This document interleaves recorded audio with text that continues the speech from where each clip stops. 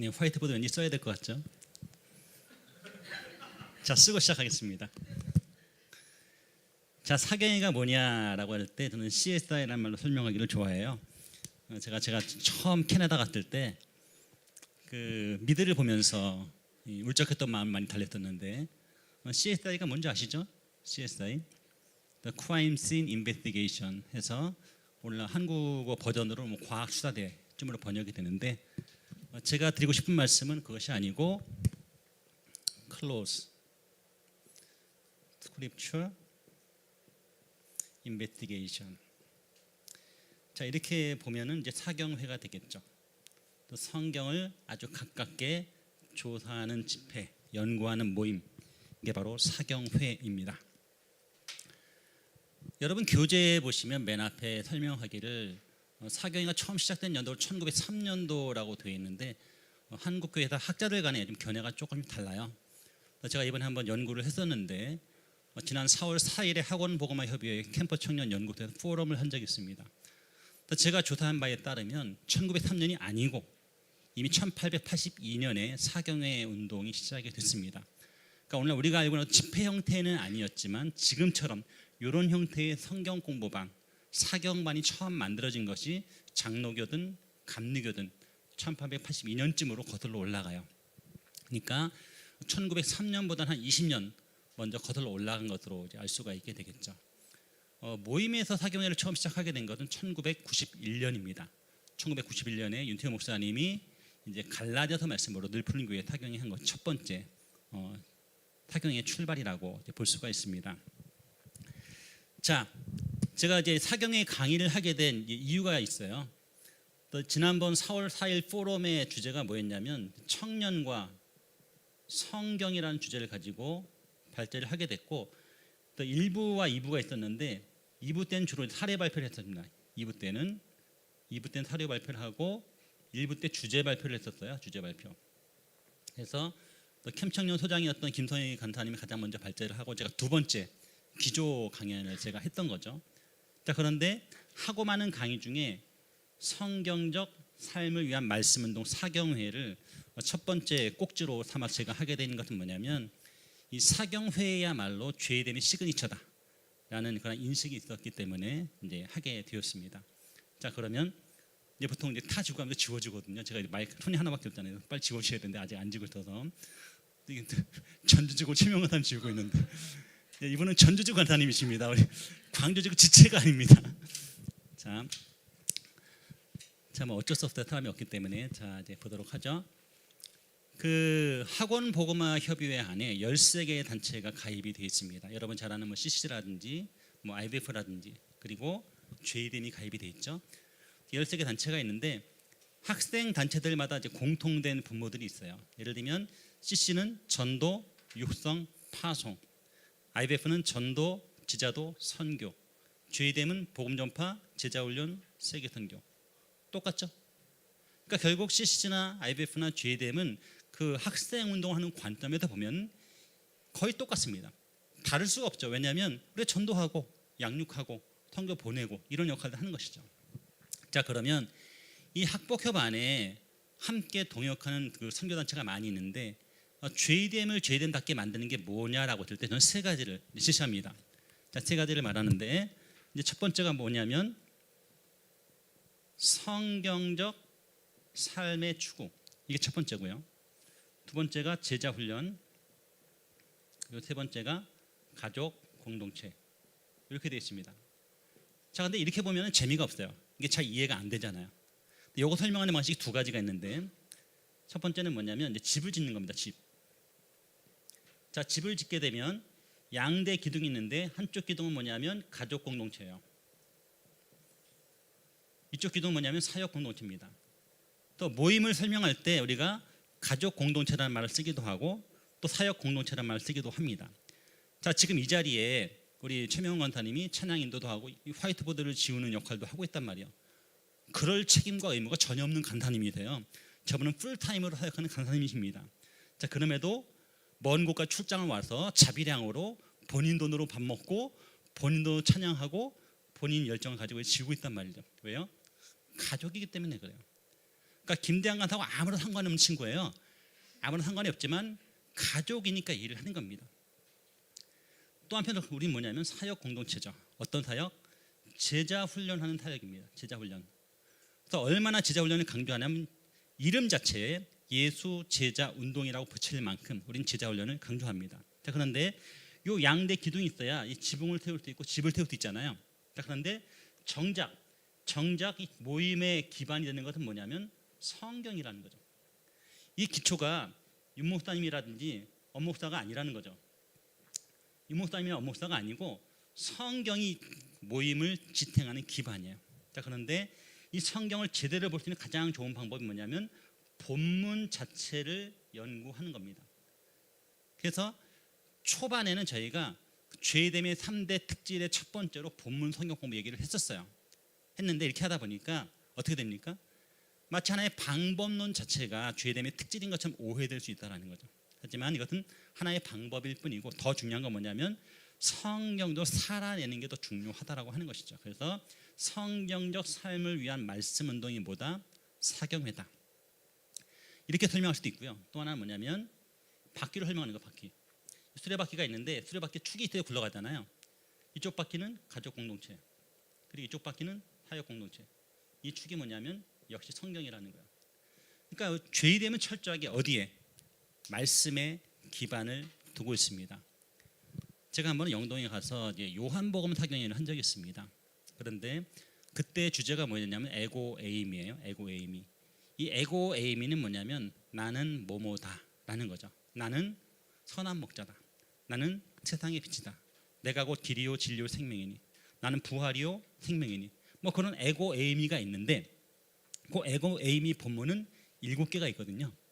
그래서 제가 그 에고 에이미 가지고 사경회 했는데 그때 참석했던 어떤 목사님이 제 사경을 듣고 깜짝 놀라신 거예요. 왜냐하면 그날 본문이 무려 71절이었습니다.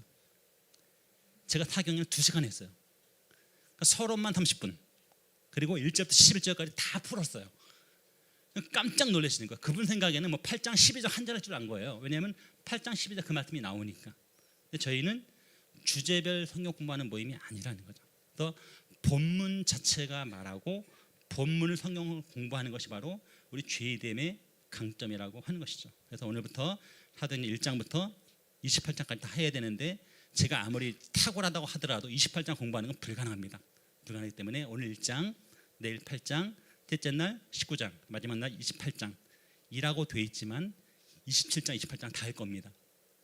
2장을 할 거예요. 그래서 만만치 않습니다. 만만치 않은데 또 오늘 첫날이니까 뭘 해야 될까요? 서론을 또 해야 됩니다. 서론. 걱정하지 마세요. 제가 명강사로 불리는 이유가 있습니다. 뭘까요? 제일 좋은 강의는 휴강입니다. 휴강이 제일 좋은 강의입니다. 근데 그럴 수는 없잖아요. 여러분 여기까지 왔는데 그럴 수는 없고, 두 번째 좋은 강의가 뭐냐면 짧게 끝내는 겁니다. 저는 절대로 시간을 넘기는 법이 없습니다. 딱 한 번 요한복음 사경회 할 때 영동에서 2시간 한 게 유일한 예외로 기록되어 있습니다. 지금까지 항상 90분 내에 끝냅니다. 걱정하지 마시고 원하면 1시간 내에도 끝낼 수 있습니다. 자, 그렇게 한번 가보도록 할게요. 하지만 서론은 대단히 중요합니다. 그래서 그때 요한복음 할 때 왜 그 모두 까무러쳤냐면 제가 갑자기 헬라 철학의 이원론, 뭐 플라톤, 이데아 얘기를 30분 했거든요. 근데 그 얘기를 모르면 요한복음을 풀 수가 없는 거예요. 또 공간적 이원론의 개념을 알아야만 풀려지는 겁니다. 자, 그래서 짧게 한번 서론을 보도록 할게요. 일단 우리가 공부하는 책이 뭡니까? 사도행전입니다. 자, 그러면 책 제목에 대해서 알 필요가 있겠죠. 자, 사도행전이라는 책 제목은요, 마띠아가 포함된 12사도들 혹은 바나바와 사울이 한 일들을 소개하는 책이라는 뜻입니다. 왜? 사도행전이라는 것은 주인공이 누구다? 사도들이다. 그래서 여러분 아시는 것은 가룟 유다는 이미 자살했습니다. 가룟 유다가 죽게 되고 가룟 유다를 대체하는 사람인 마띠아가 등장할 때는 오늘 그 얘기를 할 겁니다. 어쨌든 마띠아를 포함한 12사도들의 이야기가 사도행전이거나 아니면 또 누가 나와요? 바울이 나오잖아요. 바울. 또 바울이라든지 바나바가 나옵니다. 근데 이분들도 사도라고 불리거든요. 그래서 사도행전이라는 제목이 붙여지게 된 거예요. 자, 그럼 사도행전의 주제는 무엇인가 라고 했을 때 뭘까요? 복음입니다. 복음. 자, 그래서 사도행전의 별명이 여러 가지가 있습니다. 자, 어떤 사람은 사도행전이라고 부르고요. 또 어떤 사람은 성령행전이라고 부릅니다. 어떤 사람은 복음행전이라고 불러요. 자, 그런데 제가 지금 하고 싶은 얘기는 복음행전입니다. 그래서 사도행전의 핵심은 뭐냐면 복음입니다. 복음. 자, 우리가 생각하기에는 복음의 핵심을 다루고 있는 것은 사복음서일 것 같잖아요. 그죠? 마태, 마가, 누가, 요한. 네, 맞아요. 또 마태, 마가, 누가, 요한의 그 사복음서가 당연히 복음서를 핵심으로 복음을 중심 잡고 있습니다. 그래서 예수님의 그 생애, 태어나심부터 죽으시고 부활하시고 승천하신 때까지를 기록한 게 복음서예요. 자, 그러면 사도행전은 다른가? 아니라는 거죠. 역시 주제가 복음입니다. 대신 복음서의 핵심은 뭐냐면 복음이란 무엇인가를 다루는 게 복음서예요. 하지만 사도행전은 뭐냐면 그 복음이 어떻게 전파되고 있는가. 왜? 행전이잖아요. 행전이니까 복음이 어떻게 전파되고 있는가를 보는 게 바로 사도행전이라고 하는 것이죠. 자, 그런데 사도행전은 지역에 굉장히 많은 관심을 갖고 있습니다. 제가 이 광주나 부산 갈 때는 그 자차를 갖고 가지 않습니다. 왜요? 멀어요. 춘천은 5시간밖에 안 걸립니다. 제가 차를 끌고 올까 막판까지 고민하다가 KT 타고 왔습니다. 딱 2시간이 멀더라고요. 너무 좋더라고요. 우아하게 차를 타고 왔어요. 자, 그런데 이 누가는 지리에 상당히 많은 관심이 있었습니다. 누가는, 여러분 누가복음은 누가 썼을까요? 예, 얘가 썼습니다. 누가가 썼고, 자, 사도행전 누가 썼을까요? 역시 누가가 썼어요. 그래서 얘가 전편, 얘가 후편입니다. 그러니까 저자가 동일 인물이에요. 그래서 얘가 시즌 1, 시즌 2입니다. 더글러리 1, 더글러리 2 이렇게 되는 겁니다. 그래서 에피소드가 다른 것 같지만 사실은 전편과 속편이 있다라고 하는 것이죠. 그런데 이 누가라는 친구는요, 뭐에 관심이 많다? 지리에 굉장히 관심이 많습니다. 그래서 잘 보게 되면, 자, 믿음의 눈으로 이걸 보게 되면 이게 뭘까요? 네, 이스라엘입니다. 팔레스타인 땅입니다. 자, 팔레스타인 땅이고요. 자, 그러면 이스라엘 3등분 하게 되면 남부지방, 중부지방, 북부지방. 여긴 어디? 유대. 그죠? 여긴 어디? 사마리아. 여긴 어디? 갈릴리. 조금 그림을 그리면 얘가 갈릴리 호수, 이게 사해바다 이렇게 되겠죠? 이쪽이 여러분 아는 모압, 암몬, 에돔 이렇게 됩니다. 자, 여기는 내비두고 여기만 봅시다. 자, 그런데 처음에 누가복음 1장과 2장, 3장 요때는 요쪽 베들레헴, 예루살렘 중심입니다.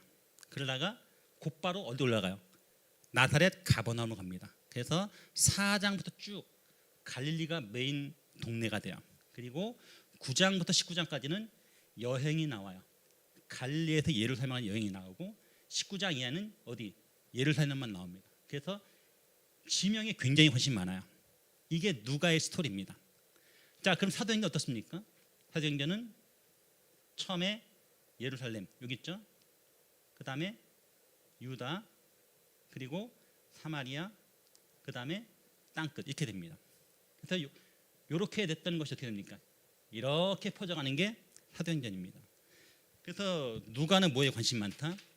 지리에 굉장히 관심이 많습니다. 여러분 그 점을 이해하실 필요가 있겠고요. 자, 사도행전 중심적인 신학적인 내용들이 굉장히 많이 있는데, 제가 알기로는 작년에 이 탁월한 손기현 목사님이 사도행전 했다고 들었어요. 근데 우리 친절하신 김대한 간사님께 저한테 다시 또 사도행전 해달라고요. 이건 뭐 죽으란 얘기죠, 그죠? 분명히 작년 했던 얘기를 왜 제가 또 해야 됩니까? 물어봤더니 그게 아니래요. 올해 죄됨의 메인 사역 주제가 뭐냐면 성령입니다. 성령. 그래서 올해는 성령의 포커스를 맞춰서 말씀을 전해주십시오라고 하더라고요. 마침 제가 본문을 잘 잡았습니다. 그래서 1장에도 8장에도 19장에도 계속해서 뭐가 나온다? 성령 스토리가 나올 겁니다. 그래서 작년하고는 조금 본문이 2개가 겹치더라고요. 상관없어요. 손기현 스타일과 엄상 스타일이 있기 때문에 전혀 상관없습니다. 본문은 그대로예요. 본문은 그대로지만 의미도 똑같겠지만 각자 강조점이 다르기 때문에 더 풍성한 의미를 발견할 수 있다고 저는 믿습니다. 그래서 사도행전의 주요 신학적인 내용들 첫 번째는 뭐냐면 성령이라는 거예요. 오죽하면 제목이 사도행전 성령행전에 불려질까요? 그만큼 성령이 핵심적인 요소다 라고 하는 것이고요. 자, 두 번째는 뭐냐면 증인입니다. 증인. 사도행전을 푸는 열쇠 중에 아주 중요한 키워드가 증인이에요. 증인. 그런데 자 보시면 복음서에 어떤 말이 많이 나오냐면은 제자라는 말이 엄청 많이 나옵니다. 마데테스라는 말이 나와요. 그러다가 이 사도행전으로 넘어가게 되면 뭐가 나오냐면 제자를 계속 써요. 그러다가 어느 한 시점에 얘가 바뀝니다. 어떻게? 그리스도인으로 바뀝니다. 예상하셨겠지만 어디? 자 사도행전 11장 25절 이하부터는 그리스도인으로 바뀝니다. 그러니까 어제까지는 제자들이었는데 갑자기 뭐로 바뀌어요? 그리스도인으로 바뀌어요. 얘네가 다 뭐다? 얘네가 다 교회고 얘네가 곧 증인이라고 하는 거예요. 그래서 사도행전의 또 중요한 핵심 주제가 뭐냐면 증인이 누구인가라고 했을 때 한편으로 사람으로 말하면 교회, 제자들, 교회 신자들, 그리고 하나님의 관점에서 보면 성령님이 증인이십니다. 성령님. 성령 아까 얘기했죠? 성령, 그다음에 복음, 제자. 그리고 12사도의 역할도 대단히 중요합니다. 자, 교회를 누가 세우셨을까요? 교회를 주님이 세우셨죠. 자, 그러면 교회의 출발점은 언제로 볼 것인가 굉장히 중요한 논란거리인데, 자 그러면 구약엔 교회가 없나요? 에클레시아란 말은 나오진 않아요, 물론. 하지만 구약에도 교회는 있겠죠. 하지만 신약적 관점에서 볼 때 교회라는 말은 복음서에 처음 나오기는 해요. 그런데 보통 선교학자들, 신약학자들 언제를 보냐면 오순절 성령 강림을 기점으로 교회가 시작되었다라고 생각을 해요. 자, 어쨌든 그렇게 봤을 때 이 12사도의 핵심적인 역할이 뭔가 교회를 세우는 겁니다. 그래서 교회를 창설하는 데 아주 중요한 역할을 누가 했다? 사도들이 했다라는 것으로 볼 수가 있습니다. 자, 그러면 사도행전을 어떻게 볼 것인가라고 했을 때 제가 아까 뭐가 중요하다? 복음이 중요하다고 말했어요. 복음. 자, 그러면 복음의 컨텐츠, 제가 유튜브를 할까 생각했었어요. 근데 미친 짓이다라고 결론 내리고 안 하기로 했습니다. 왜냐하면 이거를 매번 업데이트를 해야 하잖아요. 매번 업로드를 해야 되는데 이 컨텐츠가 풍성해야 됩니다. 컨텐츠 최소한 1년치를 갖고 있어야 돼요. 갖고 시작하지 않으면 망하기 딱 좋습니다. 그렇기 때문에 시작을 안 하고 있습니다. 안 하고 있는데, 자, 복음의 컨텐츠가 뭘까요? 예수입니다. 그러니까 복음의 엑기스가 뭐냐면 예수예요. 예수가 빠진 복음이 아니라고 하는 것이죠. 자, 그리고 복음이 향해 될 궁극적인 목적지가 어디일까요? 아까 봤죠? 예루살렘과 온 유대와 사마리아와 땅끝이 궁극적인 목적지입니다. 그래서 everywhere, to the earth까지 가야 되는 거. 이게 바로 목적지라고 하는 것이죠.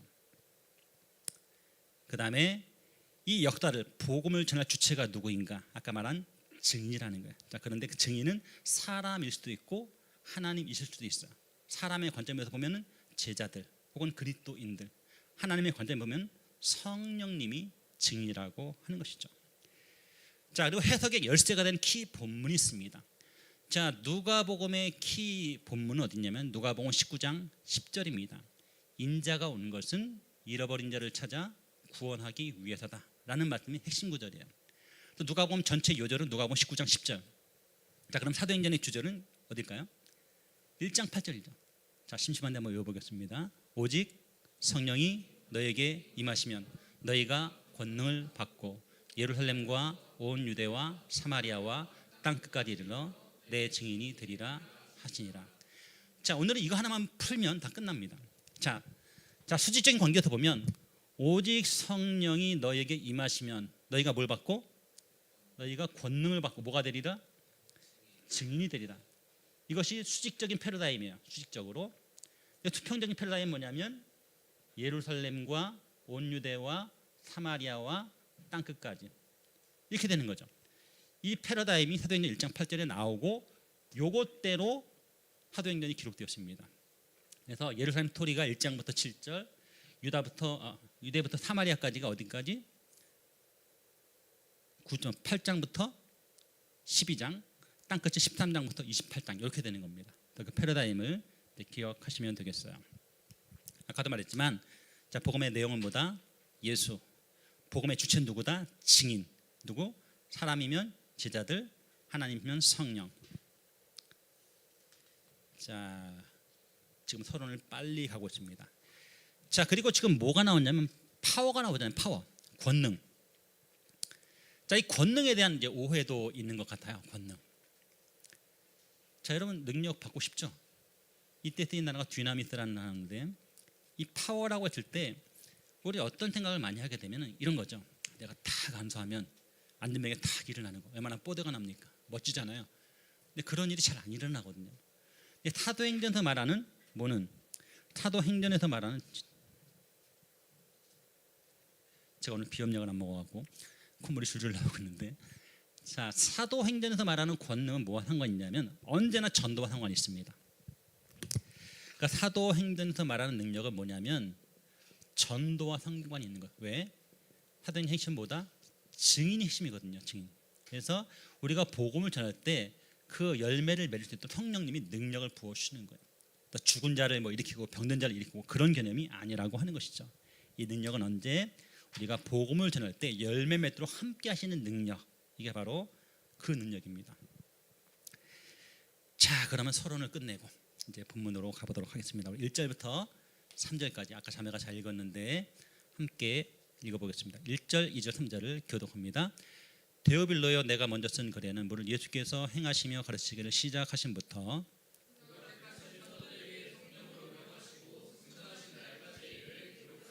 같이 봅니다. 그가 고난받으신 후에 또한 그들에게 확실한 많은 증거로 친히 살아계심을 나타내사 40일 동안 그들에게 보이시며 하나님 나라의 일을 말씀하시니라. 자, 아까 제가 말씀드렸죠. 어떻게 한다? 한 절 한 절 풀 거라는 거예요. 자, 1절에 보니까 수신자가 누굽니까? 데오빌로 라는 친구가 나옵니다. 이 사람이 실존 인물일 수도 있고 가상 인물일 수도 있습니다. 자, 어쨌든 데오빌로라는 친구가 나오고, 그 다음에 내가 먼저 쓴 글에는 뭘까요? 누가복음입니다. 잘 보니까 무릇 예수께서 행하시며 가르치기를 시작하신부터, 그러니까 출발점이 어디다? 공사역 시작점부터. 그리고 끝점이 어디냐면 그가 택하신 사도들의 성령으로 명하시고 승천하신 날까지의 일. 그러니까 공생의 시작부터 죽으시고 부활하신 승천하신 날까지가 누가복음의 기록이라는 것. 그 다음부터 뭐다? 사도행전입니다. 기록하였노라. 그가 고난받으신 후에 또한 그들에게 확실한 많은 증거로. 자, 그러면 3절의 핵심 주제는 뭘까요? 3절의 핵심 주제. 3절의 요점은 부활에 있습니다. 부활. 근데 잘 보면 확실한 많은 증거로 친히 살아계심을 나타내사. 자, 한번 예를 들어 볼게요. 제가 사실은 원고 지향적인 설교자거든요. 그러면 이제 여러분 다 졸기 때문에 이렇게 나와야 됩니다. 한 번씩 나와줘야 여러분이 안 좁니다. 자, 보세요. 확실한 많은 증거로 부활을 알려보셨단 말이에요. 자, 그러면 부활의 증거할 때 보통 많이 드는 예가 뭐냐면 빈무덤 얘기를 합니다. 자, 그러면 빈무덤 정말 부활의 증거 맞습니까? 냉정하게 말하면 아니에요. 왜냐하면 거기에 시체가 있었다는 증거일 뿐이지 그분이 부활했다는 직접적인 증거는 되지 않습니다. 그러니까 부활의 가장 확실한 증거는 뭐냐면 둘 중에 하나예요. 부활하신 예수님이 나타나신 것, 이게 증거죠. 그게 7번 나와요. 복음서에. 복음서 말미에 보면 7번이 나옵니다. 그게 부활의 확실한 증거라는 거예요. 또 하나 뭐냐면 그 나타남을 본 목격자들 증거죠. 또 두 가지가 사실은 가장 강력한 부활의 증거라고 할 수 있고요. 3절의 요점은 두 가지예요. 하나는 확실한 많은 증거로 친히 살아계심을 나타내사, 그 다음에 40일 동안 그들에게 보이시며 뭘 말씀하셨어요? 하나님 나라의 일을 말씀하셨습니다. 자, 근데 이것도 많이 듣던 거죠. 뭡니까? 예수께서 공사역을 시작할 때 처음 전했던 메시지가 뭐냐면 천국이 가까웠다는 거잖아요. 천국이 뭐예요? 하나님 나라죠. 자, 마태의 관점에서는 천국이지만 마가나 누가의 관점에는 하나님 나라입니다. 자, 왜 그러면 똑같이 Kingdom of God, Kingdom of Heaven인데 왜 다른 말을 썼겠는가라는 거죠. 자, 마태의 복음은 누구한테? 유대인에게 쓴 복음서입니다. 유대인은 감히 하나님의 이름을 불러요, 안 불러요? 부를 수 없는 거죠. 그래서 하늘에 계신 아버지라는 말은 뭐냐? 그분을 부르는 말이에요. 차마 여호와란 야훼라는 말을 부를 수가 없는 거죠. 그러니까 하늘에 계신 자체가 뭐냐면 하나님을 상징하는 거예요. 그래서 하늘나라, 천국은 뭐냐면 죽어서 가는 나라가 아니고 그게 곧 하나님의 나라라는 거예요. 자, 그런데 잘 보시면 세례 요한의 메시지나 예수님의 메시지나 똑같습니다. 왜? 천국이 가까웠다라는 거예요. 자, 세례 요한이 어디까지 말했습니까? 천국이 가까웠더니 뭐 하라 그랬어요? 회개하라. 여기까지 말했어. 회개하라. 왜? 그게 주의 길을 예비한 세례 요한의 책임이었어요. 하지만 예수님은 어디까지 갔습니까? 거기도 한 발짝 더 나가죠. 회개하고 복음을 믿으라. 이게 예수님의 다른 점이에요. 그러니까 예수님은 복음까지 얘기한 거예요. 왜? 자신이 복음이니까. 그래서 진정한 유앙겔리온을 말할 수 있는 겁니다. 앙겔리온이 뭐다? 뉴스, 소식입니다. 유는 좋다는 뜻이에요. 좋은 소식이에요. 기쁜 소식입니다. 그러니까 내가 곧 기쁜 소식이라는 거죠. 또 하나님의 나라가 가까이 왔더니 회개하고 복음을 믿으라는 거예요. 자, 그런데 누가복음, 예수님의 초림 때 처음 강조한 메시지도 하나님의 나라였고, 죽으시고 부활하신 이후에 40일 동안 강론하신 말씀도 뭐다? 하나님의 나라였다라는 거. 이쯤 되면 알아들어야죠. 무슨 얘기예요? 예수님이 전할 메시지는 뭐밖에 없었다? 하나님의 나라밖에 없었다라는 거예요. 자, 40일은 굉장히 중요해요. 앞으로 보게 될 텐데 40일이 왜 중요한가 이제 보도록 합시다. 예수님이 죽으시고 부활하신 다음에 40일이 지나고 그 다음에 여러분 아는 뭐가 나옵니까? 오순절. 자, 오순절이 뭐예요? 순이 열흘 순자거든요. 그러니까 5 곱하기 10이거든. 그래서 예수님이 6월절 돌아가시잖아요. 6월절로부터 50일째 되는 날이 오순절이거든요. 우리야 각본을 알고 있으니까 40일 동안 하나님의 나라 일을 말씀하시고 킹덤 오브 갓, 하나님 나라 일을 말씀하시고 그 다음에 열흘간 열심히 기도했더니 성령님이 짜잔 하고 오셨잖아요. 이게 사도행전 2장 스토리거든요. 근데 지금 우리는 아직 1장을 다루고 있단 말이야. 근데 지금 요겁니다. 요거 40일 동안 집중적으로 하나님 나라 일을 말씀하신 거예요. 자, 그러면 4절 5절로 넘어가죠. 같이 한번 교독합니다. 사도와 함께 모이사 그들에게 분부하여 이르시되 예루살렘을 떠나지 말고 내게서 들은 바 아버지께서 약속하신 것을 기다리라.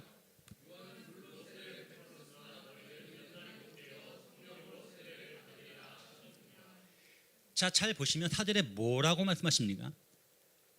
그 빨간 글씨가 명령이죠. 뭐라고 말씀하셨어요? 예루살렘을 떠나지 말고. 자, 우리 생각에는 가야 될 것 같잖아요. Go everywhere, go to the earth 이렇게 할 것 같잖아요. 당장 땅 끝으로 가. 이게 아니고 가지 말라는 거예요. 아직 갈 때가 아니라는 겁니다. 자, 모든 거에 뭐가 있다? 타이밍이 있습니다. 모든 일에는 적절한 시간이 있는 거예요. 아직은 떠날 때가 아니라는 거예요. 예루살렘을 떠나지 말고 그 다음에 주어진 명령이 뭐예요? 기다리라는 거예요. 항상 영어가 되었든 헬라어가 되었든 히브리어가 되었든 뭐가 중요하다? 동사가 중요합니다. 떠나지 말고 기다리라는 거예요. 자, 기다리는데 뭘 기다려요? 내게서 들은 바 아버지께서 약속하신 것. 우리는 물론 각본을 알고 있죠. 얘가 뭐다? 성령. 성령께서 오시는 것, 성령을 보내주시는 것, 그것을 기다리라는 것. 왜? 너희는 실패할 수밖에 없다라는 거예요. 자, 혹시 이 중에 불신자가 있을 것 같아서 제가 잠깐 전도를 해보겠습니다.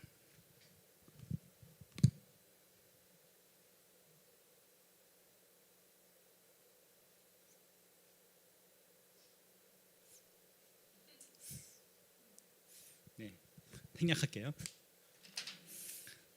이걸 하면 또 너무 시간이 많이 가기 때문에 생략하겠습니다. 자, 어쨌든 지금 성령 얘기를 하고 있는데 성령 얘기를 하고 있어요. 거기 보면 5절에 요한은 물로 세례를 베풀었으나 너희는 몇 날이 못되어 성령으로 세례를 받으리라. 이렇게 되어 있습니다. 자, 그러면 아까 제가 세례, 여기 나오는 요한은 사도 요한이 아닙니다. 세례 요한이에요.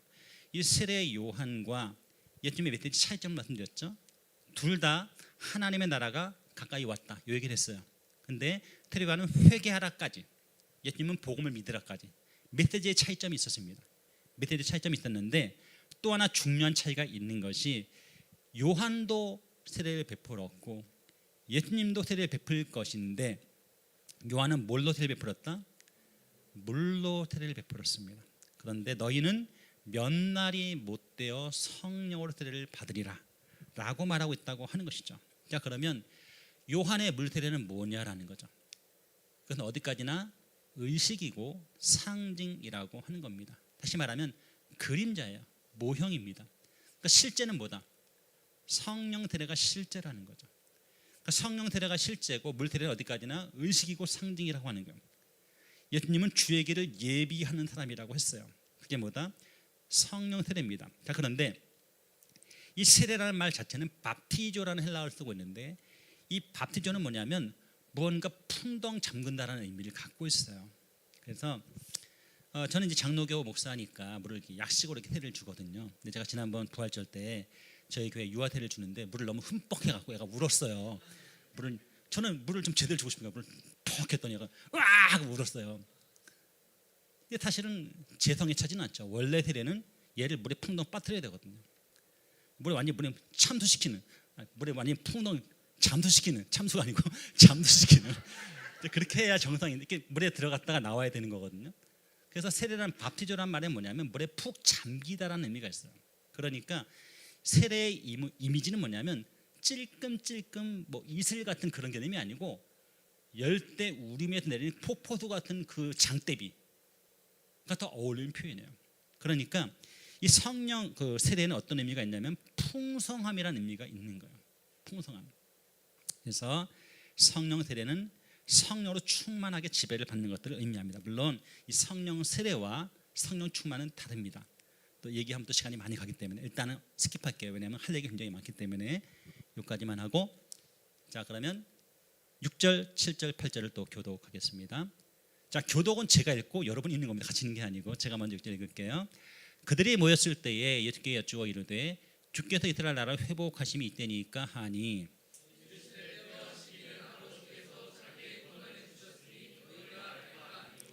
같이 봅니다. 오직 성령이 너에게 임하시면 너희가 권능을 받고 예루살렘과 온 유대와 사마리아와 땅까지 이르러 내 증인이 되리라 하시니라. 자, 6절에 보니까 제자들이 뭐라고 묻습니까? 주께서 이스라엘 나라를 회복하심이 이때니까. 정신 못 차리고 있죠? 왜요? 기억납니까? 아까 3절에 40일 내내 들은 얘기가 뭐예요? 하나님 나라 얘기를 들었는데 그 많은 얘기 다 듣고 나 제자들이 한다는 소리가 주께서 이스라엘 나라를 회복하심이 지금입니까? 라고 묻고 있다고 하는 것이죠.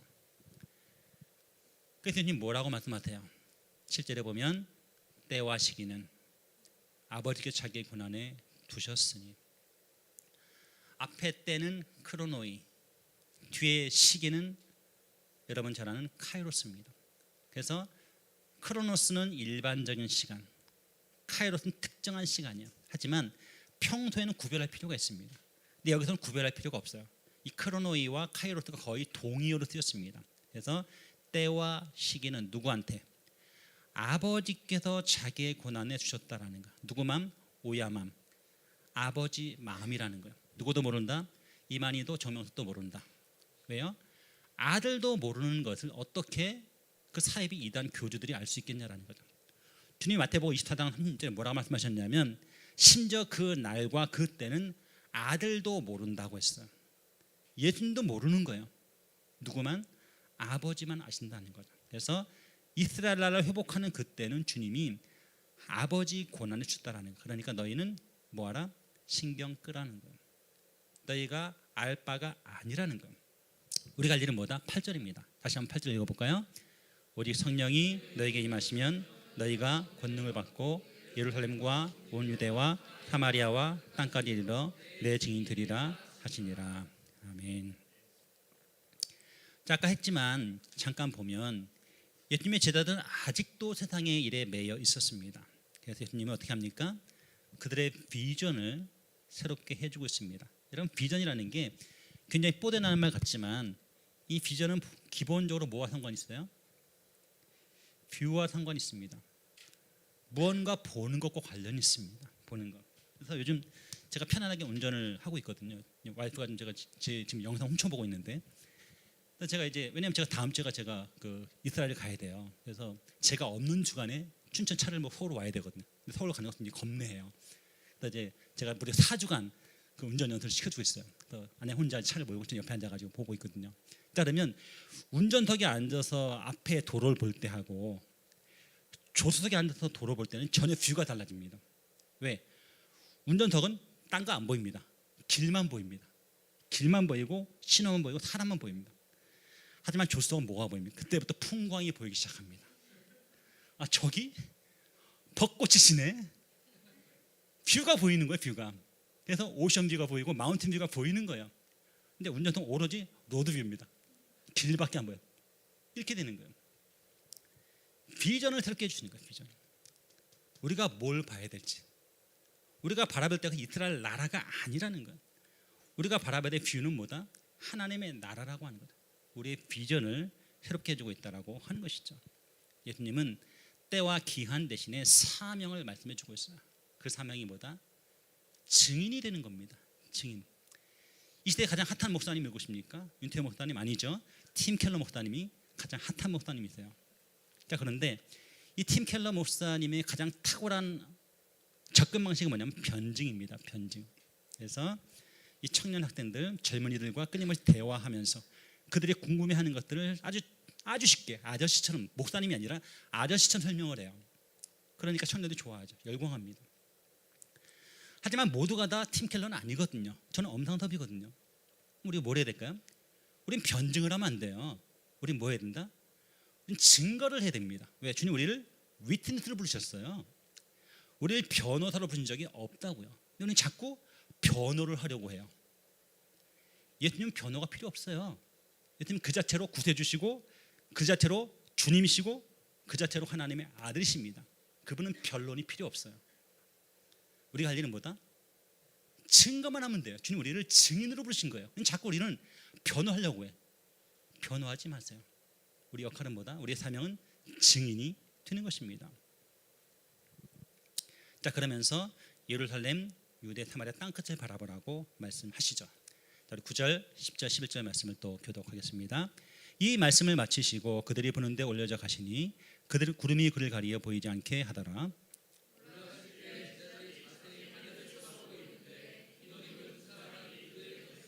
같이 봅니다. 이르되 갈릴리 사람들아 어찌하여 서서 하늘을 쳐다보느냐. 너희 가운데서 하늘로 올려지신 이 예수는 하늘로 가심을 본 그대로 오시리라 하시니라. 아멘.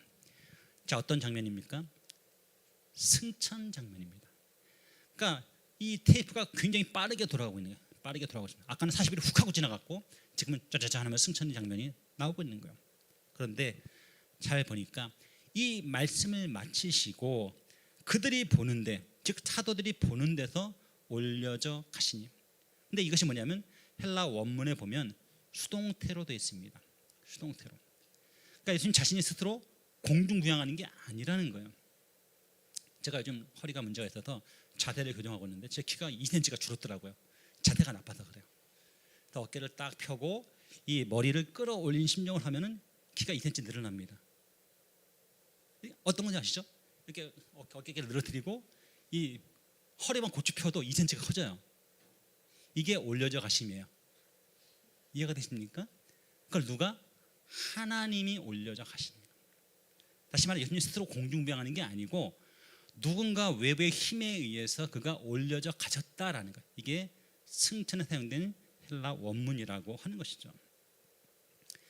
그 힘의 주체는 성부 하나님이라고 하는 것이죠. 예수님은 지금 지상 세계에서 천상 세계로 옮겨가신 거예요. 세상 나라에서 하나님의 나라로 옮겨가신 겁니다. 예수님이 태양계에서 안드로메다로 가신 게 아니에요. 그런 물리적, 그죠? 그런 어떤 차원의 이동이 아니라는 거예요. 그게 아니라 물리적 공간에서 영적 공간으로 옮겨가셨다라고 하는 겁니다. 이게 바로 승천의 개념이에요.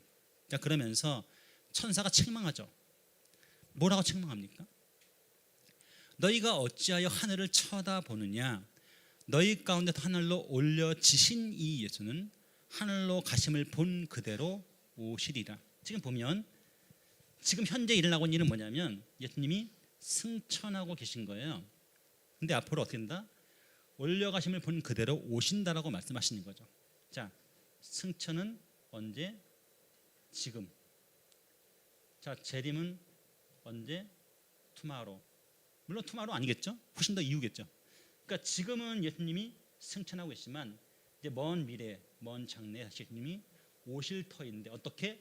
올려지심을 본 그대로 다시 오실 거라고 말씀하고 계십니다. 자, 그러면 그래서 천사의 책망은 뭘 말하고 있냐면 우리가 사명이 무엇인지를 생각해야 한다는 거예요. 사명이 무엇인지. 자, 그런데 우리가 이제 공부를 하다 보면 뭐가 관심이 생겨요? 호기심이 생기잖아요. 호기심. 그래서 여러분 지금 되게 20살은 넘었죠. 대학 다니니까. 그죠? 자, 그러면 여러분이 고딩 때까지는 뭐 19금 야동 보고 싶잖아. 물론 이미 다 뗐지만 초딩 때 다 뗐겠지만 근데 고딩을 딱 하고 대학에 가는 순간 무언가 그런 거 볼 수 있다라는 그런 기대감이 있잖아요. 아닌가? 저만 그랬나? 자, 그렇게 되는데 제 나이쯤 되면 제가 나이가 50인데 그게 궁금하겠어요? 하나도 안 궁금하죠. 근데 제자들은 어땠냐면 지금 궁금한 거야. 왜? 이런 일 봤을까? 여러분 봤어요? 승천하시는 거? 못 봤잖아. 얼마나 놀랐겠어요. 갑자기 보고 있었는데 올라가신 지가 쫙 얼마나 멋있습니까? 그러니까 넋이 나가서 쳐다보고 있는 거예요. 그랬더니 천사가 책망하기를 깨라는 거죠. 꿈 깨라는 거죠. 지금 정신 차리라는 거예요. 너희가 지금 쳐다볼 때는 거기가 아니라는 거예요. 거기가 아니고 전혀 다른 곳을 바라봐야 한다고 말씀하고 있는 거예요. 그래서 인간적인 호기심으로 시간을 낭비해서는 안 된다라고 말씀하고 있는 것이죠. 그러면서 천사의 메시지는 세 가지 단어에 표현되어 있는데 첫 번째는 뭐냐면 예수님이 하늘로부터 다시 오신다라는 거예요. 자, 하늘은 뭘 상징할까요? 여기서 말하는 하늘은 그냥 물리적인 스카이가 아니라는 거예요. 아까 말씀드렸죠? 하나님이 계신 곳 천상세계입니다. 천상계예요. 천상계에서 인간계로 다시 오실 텐데 어떻게? 초자연적인 방식으로 오실 거라는 거예요. 여러분 성육신 사건은 굉장히 위대한 사건이에요. 생각해 보세요. 예수님이 어디에서 태어났어요? 동정녀 마리아의 몸에서 태어나시잖아요. 예수님에게 많은 선택지가 있었어요. 많은 선택지가 있는데 하필이면 처녀의 몸을 빌려서 태어나시잖아요. 자, 그런데 우리가 아는 상식에 의하면 남자와 여자의 성관계에 의해서 수정이 돼가지고 아이가 태어나잖아요. 근데 남자의 개입 없이 요셉의 개입 없이 아직 남자를 알지 못할 때 어떻습니까? 이미 임신이 됐어요.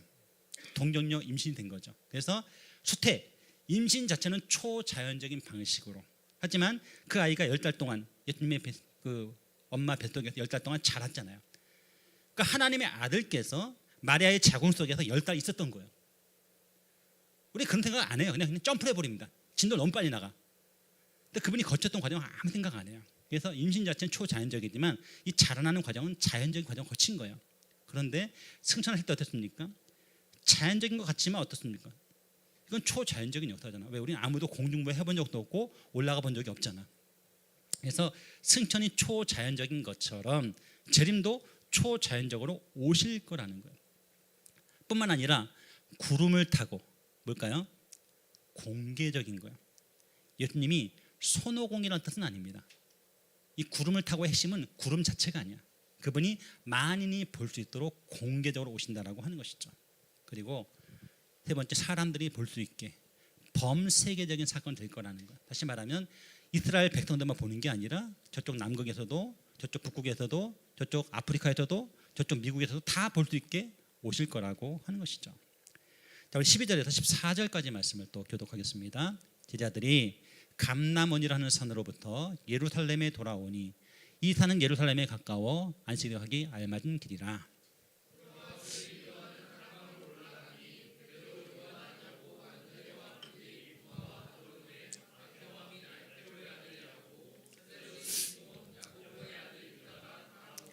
같이 봅니다. 여자들과 예수의 어머니 마리아와 예수의 아우들과 더불어 마음을 같이하여 오로지 기도에 힘쓰더라. 아멘. 자, 이쯤에서 질문 하나 던져보죠. 예수님이 승천을 어디서 했습니까?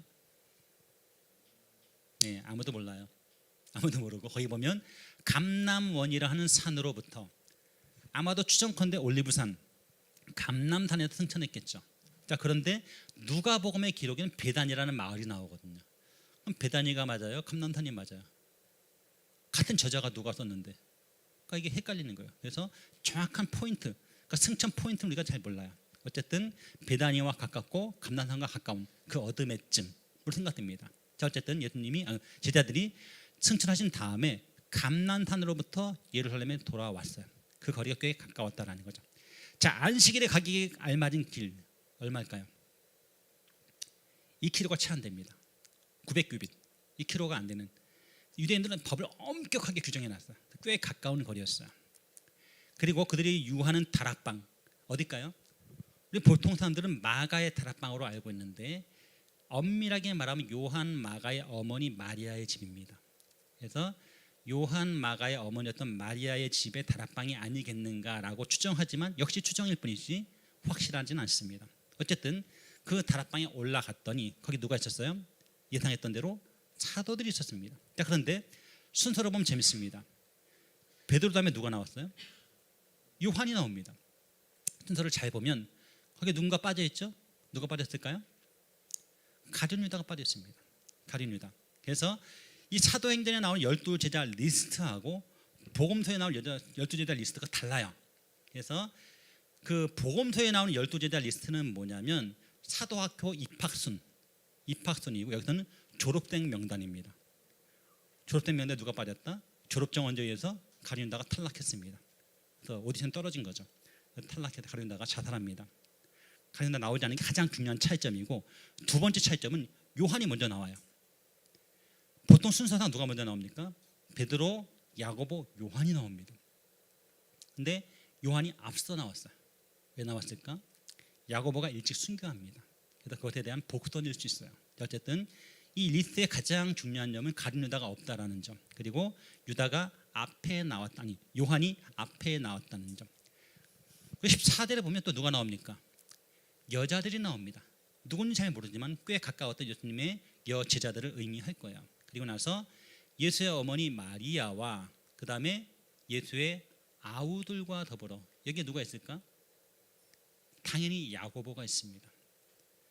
야고보서를 기록한 예수님의 동생 야고보가 여기에 포함되어 있습니다. 그래서 그 야고보에 대한 복선으로 예수님의 아우라고 표현하고 있습니다. 자, 그런데 요 12, 13, 14절 가장 중요한 본문은 그게 아니고 14절 마지막 부분이에요. 뭐라고 됐어요? 마음을 같이하여 오로지 기도에 힘쓰니라. 뭐 했다고요? 기도에 힘쓴 거예요. 어떻게? 오로지 다른 생각이 안 나게 단 하나에 몰두했다는 거예요. 그게 뭐다? 기도했다라는 거예요. 자, 마음을 같이 했다는 건 뭐냐면 그들이 합심해서 기도했다는 것이죠. 그들이 전심으로 기도했다라는 거예요. 자, 지금부터가 이제 어려운데, 자, 15절부터 20절까지 말씀을 또 교도록 하겠습니다. 모인 무리의 수가 약 120명이나 되더라. 그때 베드로가 그 형제들 가운데 일어서서 이르되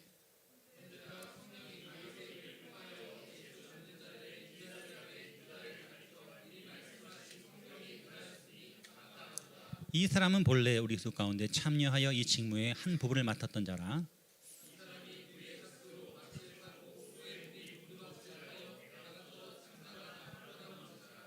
이 일이 이르하면 하는 모든 사람에게 알려져 그들의 말로는 그 밭을 아겔다마라 하니 이는 피밭이라는 뜻이라.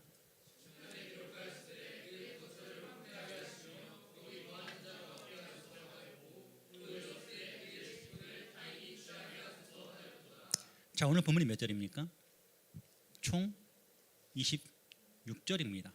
26절인데, 자, 메인 아이디어는 앞에 있어요.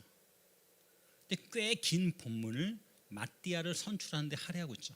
또 뒷부분 쭉 나와요. 자, 그러면 왜 그렇게 했을까라는 거죠.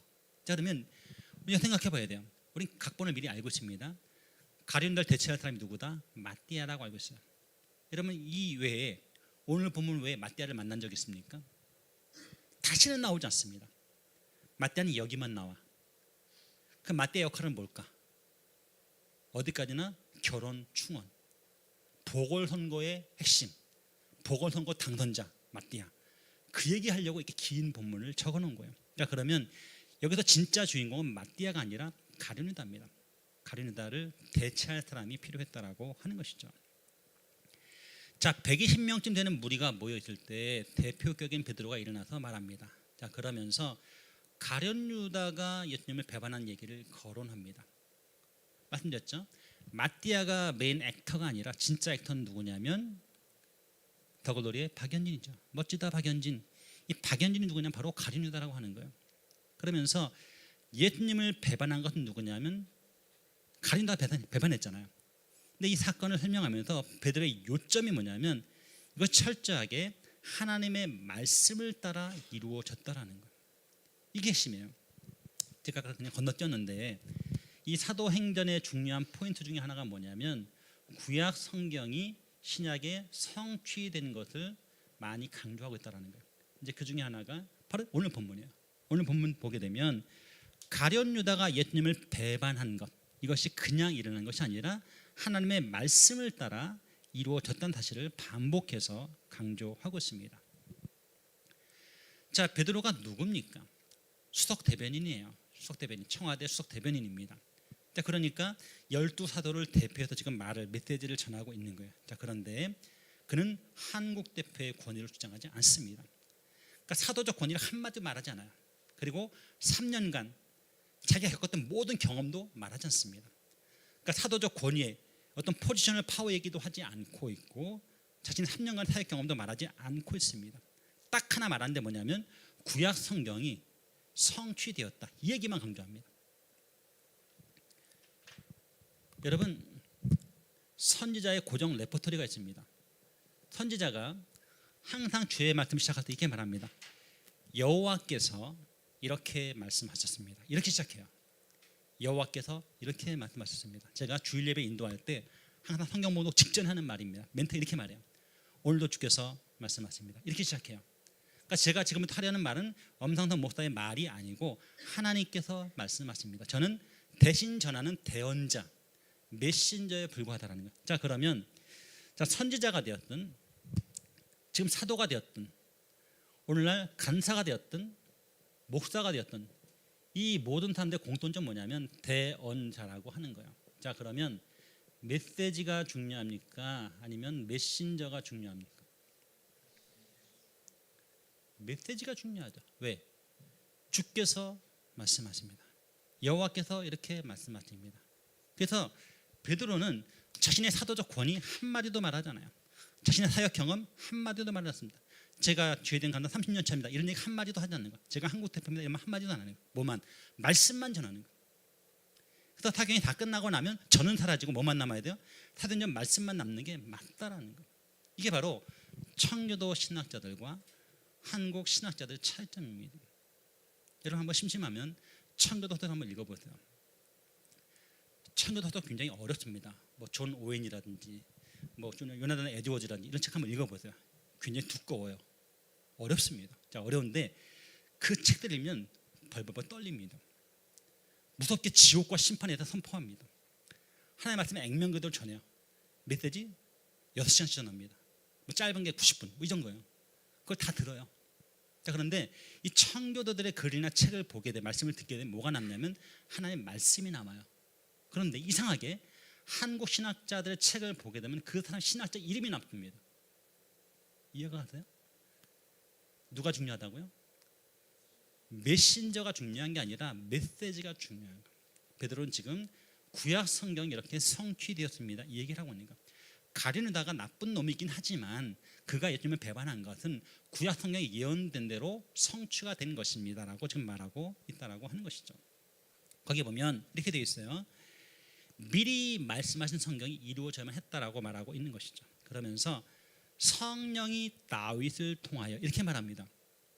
이 말은 뭐냐면 여러분, 다윗은 기본적으로 그의 직분이 뭐였습니까? 왕이잖아요, 왕. 그런데 다윗은 종종 뭐라고 불리냐면 선지자라도 불려요, 다윗은. 그래서 성령이 다윗을 통하여라는 말은 뭐냐면 성령이 다윗이라는 선지자를 통해서 이렇게 말씀하셨습니다라고 말하는 거예요. 결국 다윗은 메신저고 다윗은 수단이고 성령님이 주체고 그분의 말씀이 메시지라고 하는 것이죠. 유다가 예수 잡자들의 길잡이가 되었다라는 것은 가이드가 되었단 말이 아니에요. 이 말은 뭐냐면 유다가 배신자가 되었다는 말을 의미합니다. 유다는 원래 사도 중에 한 사람이었지만 예수님을 배반하였고 이렇게 됐습니다. 그러면서 20편에 보니까 20절에 보니까 시편 말씀을 인용합니다.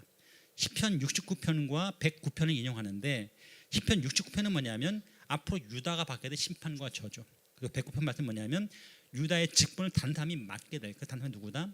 마띠아라는 얘기를 지금 하고 있는 것이죠. 자, 우리 21절 또 22절 말씀을 또 교독하겠습니다.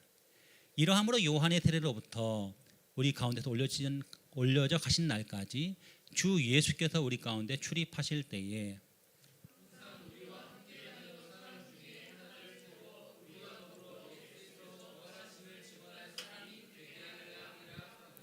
아멘.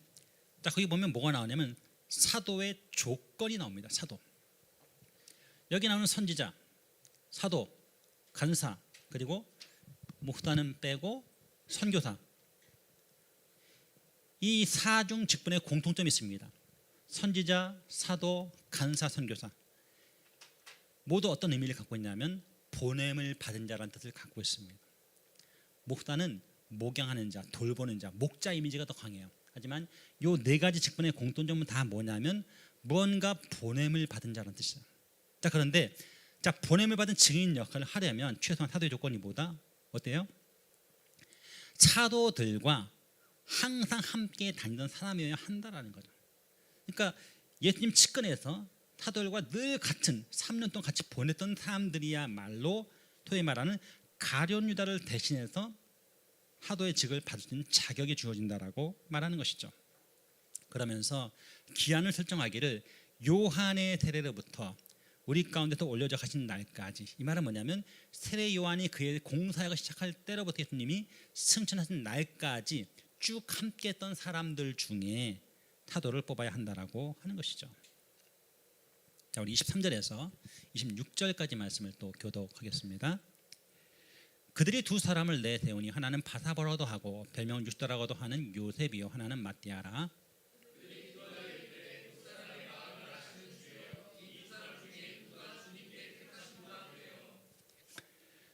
봉사와 및 사도의 직무를 대신할 자인 자를 보이시옵소서. 유다는 이 직무를 버리고 제 것으로 갔나이다 하고,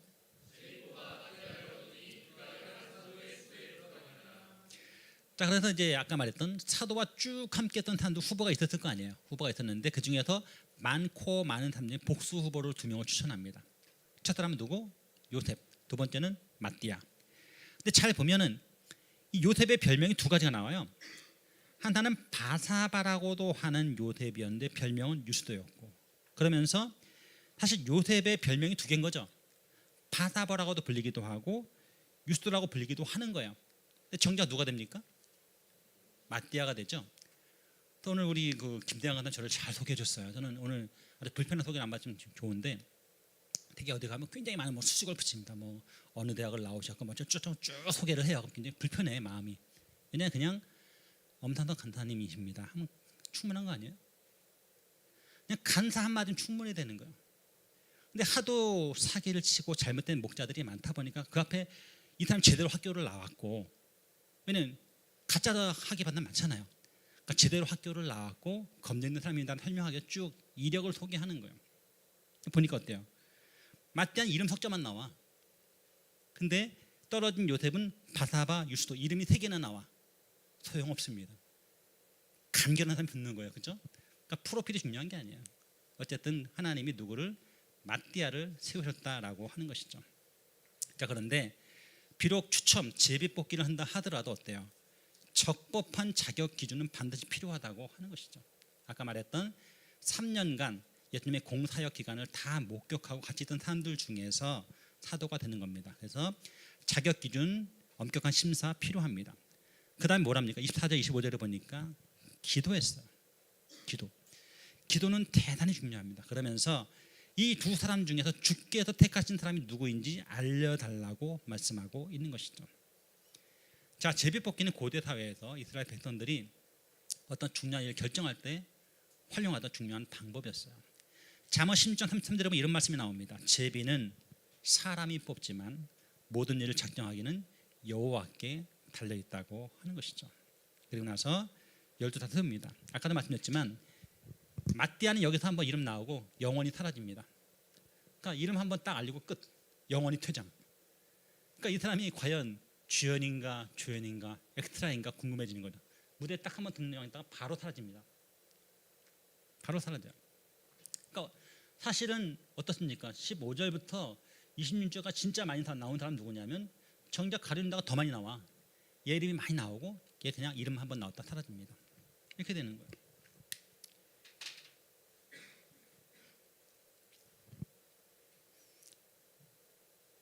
여러분, 사람의 생각은요 쉽게 바뀌지 않습니다.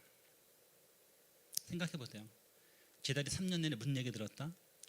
하나님 나라 이야기만 들었습니다. 까먹었을까 봐 40일 동안 보충교육을 실시했어요. 그래도 어땠습니까? 다른 얘기를 하고 있는 거죠. 자, 그러면서 저는 비전을 새롭게 하려면 세 가지가 꼭 필요하다라는 얘기를 하고 오늘 첫날 집회를 마치려고 합니다. 첫 번째는 이스라엘 나라가 아니라 하나님의 나라를 구해야 한다라고 하는 것이죠. 만약에 이 일이 주여 이스라엘 나라를 회복하심이 지금입니까? 라고 묻는 이 질문이 3년 전이었다면 충분히 이해할 만해요. 왜? 아직 제자들이 모르니까. 하지만 무려 3년 동안 최고의 교사로부터 배우고 어때요? 인턴 레지던트 과정을 다 거치고 실습 다 하고, 그죠? 이제 마지막 보충교육까지 받았어. 근데도 얘네들이 깨닫지를 못하는 거예요. 그러니까 문제가 많은 것이죠. 아주 먼 옛날 이스라엘 백성들은 이집트의 노예였습니다. 원래는 요셉을 따라서 개국 공신으로 갔습니다. 이집트 제국에 엄청난 기여를 하고 들어갔었는데 4대 만에 403년만 졸지에 노예가 엄청 고생하다가 모세에서 탈출하게 되잖아요. 그러니까 그때 첫 번 불행한 사건이 이집트였습니다. 이집트에서 403년간 노예 생활을 하고, 그 다음에 그게 끝이었습니까? 아니죠. 그 다음엔 바벨론, 그 다음엔 페르시아, 그 다음에 그리스, 그 다음에 지금은 로마의 식민지로 있는 거예요. 그러니까 얘네들은 지긋지긋한 거예요. 그러니까 이스라엘 나라를 회복하심이 지금입니까? 라는 질문은 굉장히 해야 될 질문이 맞아요. 역사의식 가진 질문이 맞단 말이죠. 하지만 주님이 철저히 관심을 가진 건 뭐였다? 이스라엘 나라의 정치적인 회복이 아니었다라고 하는 거예요. 하나님의 나라를 얘기를 지금 하고 있는 것이죠. 예수님 공생이 시작하면서도 때가 찼고 하나님의 나라가 가까웠다고 말씀했던 것처럼 또 마지막에도 하나님 얘기를 하고 있다면 그들은 어디에? 하나님 나라에만 관심을 가져야 하는 것이죠. 제가 올해로 모임에 30년째 간사로 사역하고 있습니다. 그리고 유 목사님을 알고 지낸 지는 44년 됐습니다. 중학교 1학년 때 만나가지고 그 악연이 지금까지 이어지고 있고 떠날 수 없는 그런 삶을 살고 있는데, 자, 그러면 제가 44년 동안 그분의 메시지를 듣고 있습니다. 얼마나 많은 메시지를 들었을까요? 자, 그런데 그분의 뇌 속에는 뭐밖에 없다? 제자도밖에 없다. 44년간 들은 얘기가 제자도밖에 없는 거예요. 자, 그러면 저는 어떻게 됩니까? 똑같아야죠. 왜? 제가 그분한테 배운 게 제자도밖에 없어요. 그럼 저 역시 제자도 얘기만 해야죠. 다른 걸 전하면 안 된다라고 하는 거예요. 3년 동안 제자들이 하나님 나라 이야기를 들었어요. 그럼 그들의 뇌 구조에는 뭐만 있어야 돼요? 하나님 나라만 있어야 되는데 엉뚱한 생각들을 하고 있다는 거죠. 이스라엘 나라 회복하심이 지금입니까? 라고 묻고 있었다라고 하는 거예요. 사람의 생각은요 정말 쉽게 바뀌지 않습니다. 세상에 먹고 사는 문제가 너무 크면요 하나님의 나라가 보이지 않아요. 그래서 너희는 먼저 그의 나라와 의를 구하라고 말씀하고 있는 것이죠. 세상 나라가 아니라 하나님 나라의 최우선을 두시는 저 여러분 다 되시기를 주님의 이름으로 바라겠습니다. 자, 두 번째는 하늘이 아니라 땅 끝을 바라보아야 됩니다. 제자들은 이 승천하신 예수님을 바라보면서 너무나 멋졌던 거예요. 하늘을 쳐다보는데 천사가 확 깨는 말을 하잖아요. 뭐 하고 있니? 너희가 지금 쳐다볼 것은 하늘이 아니라는 거예요. 어디를 보라는 거죠? 땅 끝을 바라보라는 거예요. 그들의 비전, 그들의 시각을 완전히 새롭게 해주고 있다고 하는 것이죠. 제자들이 바라봐야 될 것은 하늘이 아니라 땅 끝이라는 거. 왜? 사도행전 1장 8절이 하나의 전형의 패러다임을 제공한다고 했어요. 예루살렘, 온 유대, 사마리아 땅 끝을 바라보라고 이야기하고 있는 거예요. 자, 그러면 하나님의 나라가 어떤 나라인가라고 했을 때 그 나라는 결코 정치적인 나라가 아니라는 거예요. 그런 점에서 백투 제루살렘은 완전히 잘못된 거예요. 왜? 정치적인 회복이 아니거든요. 영적인 회복이라고 하는 것이죠. 어찌하여 하늘을 쳐다보냐라는 말은요 우리가 바라봐야 될 것이 두 곳이라는 거예요. 한편으로는 하늘이 아니라 땅 끝이고 또 한편으로 지금 여기가 아니라 종말을 바라봐야 한다는 거예요. 왜? 하늘로 가심을 본 그대로 다시 오시리라 했단 말이다. 그러니까 우리가 바라봐야 될 것은 지금 여기가 아니고 앞으로 그 미래, 다가올 그 미래를 바라봐야 한다는 거예요. 주님 다시 오실 그날 종말론적인 시각이 반드시 필요하다고 하는 거예요. 주님은 지금 우리에게 감람산에 머물러 있지 말라고 말씀하시는 거예요. 그 산을 내려가라고 말씀하고 있는 것이죠. 여러분 기억나죠? 한 번은 예수님이 변화산에서 그 산이 다볼산이었는지 어떤 산인지 잘 몰라요. 헬몬산은 절대로 아닐 것이고 다볼산도 아마 아닐 겁니다. 어쨌든 꽤 높은 산에 올라갔는데 예수님이 어떻게 됩니까? 영광스러운 모습 변화가 된 거예요. 베드로와 요한과 야고보 너무 좋잖아. 그래서 여기가 좋사오니 초막셋을 짓고 하나는 주를 위하여 하나는 모세를 위하여 하나는 엘리야를 짓겠습니다 했더니 예수님이 어떻게 합니까? 모세 베드로를 뒤통수를 빡 치면서 정신 차려 이놈아 그러면서 내려가자 이렇게 말씀하셨잖아요. 그랬더니 갑자기 모세 엘리야가 뿅 하고 사라지고 예수만 보이더라. 그렇죠? 내려갔어요. 어떤 일이 벌어졌습니까? 나머지 9명의 제자들이 귀신을 쫓아내지 못하고 있었거든요. 이게 현실 세계라는 거예요. 그러니까 우리가 있어야 될 것은 천상계가 아니라는 거예요. 땅끝으로 가라는 거예요. 세상에 내려와서 현실을 보면서 이 치열한 광야 같은 전쟁터 같은 폭풍과 몰아치는 그것으로 어디로? 캠퍼스로 가라는 거예요. 너희가 가야 할 것은 캠퍼스라고 지금 말씀하고 있는 거예요. 여러분 여기 와서 너무 좋은 거예요. 야 이건 거의 뭐 학교 강의실 같고 그죠? 소극장 수준의 이 집회장을 보면서 야 우리 지원교회 우리 김대항한테 너무 좋겠다. 이 사랑하는 여친을 너무 사랑한다면 교회 이름도 지원교회로 와갖고 말이지. 야 대단하다.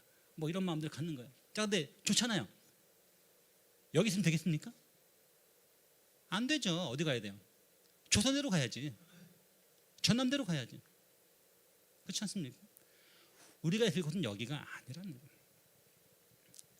우리의 땅끝은요 더 이상 저쪽 뭐 우즈베키스탄 남극이 아니에요. 이미 땅끝에 어떻습니까? 외국인 유학생이 16만이 들어와 있어요.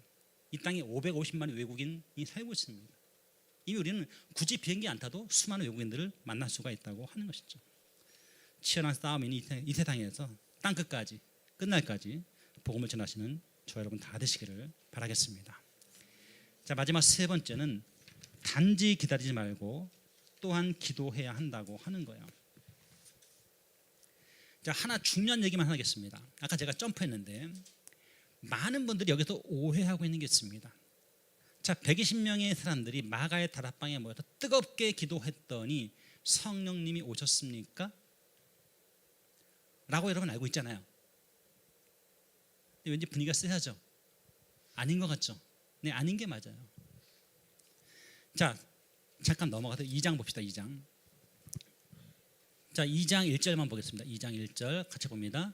오순절 날이 이미 이름에 그들이 다 같이 한 곳에 모였더니 4절 그들이 다 성령의 충만함을 받고 성령이 말하게 하심을 따라 다른 언어들로 말하기를 시작하니라. 그 위대한 오순절 성령 강림 사건이 나타나는 거예요. 자 그런데 잘 보시면 그들이 뜨겁게 기도했더니 성령이 오셨다. 그러니까 뜨겁게 기도하면 매번 성령이 와야 될 거 아니야. 여러분 매번 기도에 끝날 때 성령 처음 합니까? 안 오시네?